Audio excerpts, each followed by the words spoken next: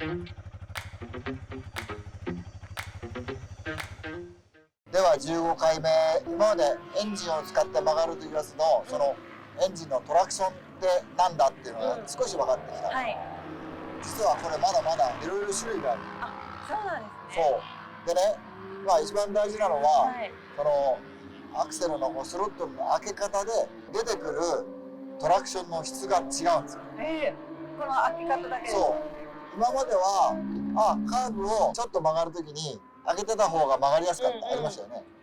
これからもっと長いカーブをちゃんと曲がるにはどうするかっていう力はあるんだけど加速をしないような開け方。難しいぞみたいなことがあるけど、はい。という開け方をこれから実践して覚えます。頑張ります。はい。はい。ではね、琴美さんね、あなたが普通に加速をするときってアクセル、スロットルをどうやって開けますか？こういう風に。もっとじわってゆっくり開けてください。秘密という感じでエンジンがあんまり回って加速でビャッと飛び出したら怖いよね。はい。だから様子見ながら開けますよね。はい。で実際に最初に乗り始めた時ってエンジンの回転が高いところ使ってたよね。あ、使ってました。普通は、はい。その安心してエンストもしないし、どうでもなるところっていうと、その辺使っちゃうんだよ。はい。だからそこはそーっと開けても何しても、加速すぐするところで、一番加速の鋭いところで実はやってた。だから、そのちょっとずつ開けてるつもりが、実はいつ加速飛び出すか分かんないところでやってるから、もうそれもあってやっぱりコア後は開けることになっちゃいますよね。だけど前回やった、途中までパッと開けるやつだと、加速少しはするんだけど、そんなにビヤッとはいかないですよね。でこれをもう一度あなたがちゃんと本当にそうだってことを分かるために、エンジンの回転の高いところでそーっと開けるのと、エンジンの低いところで大きく開けるのと両方ね試して比べてみましょうね。はい、はい、では実践です。はい。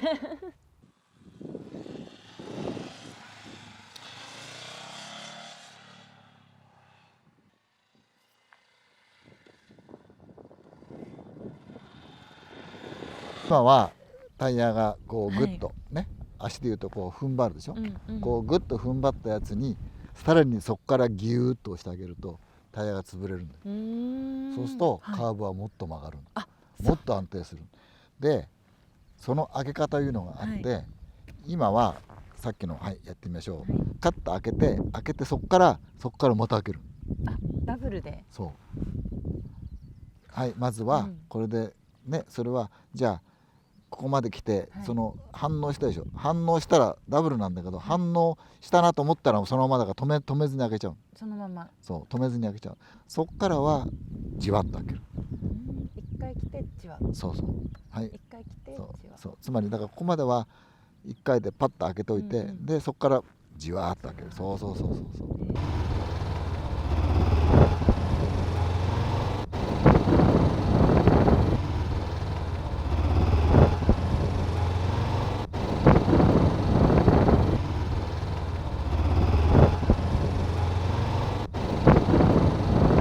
なんとタイヤを潰すということができるようになっちゃった。やりました。ね、びっくりするぐらい安定するでしょ。いや本当になんか逆にコアゴアやってたよりも、全然なんていうんですかね、勢いあった方がなんか安心安定ね、思いっきりひねった方が実は安心感が出てくるっていう、今までは想像もしてなかったエンジンのポテンシャルがこれでね一つ分かったので、見えてきましたね。